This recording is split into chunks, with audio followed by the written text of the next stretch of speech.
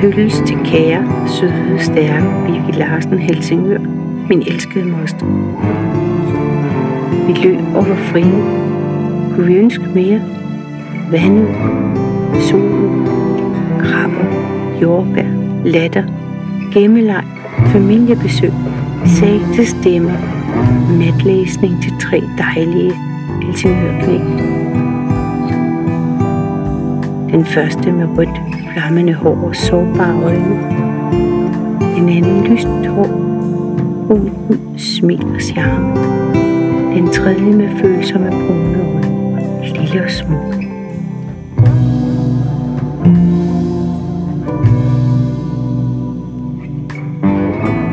Vi fik lov til at være børn i barndommen af jeres mor. Hun var der altid. Jeg troede, hun var stærk. Men først for sent, alt for sent bad mig om hjælp. Hun var jo alene om alt og alle. Vi skyldte hende så meget. Men hvordan? Det er jo for sent nu.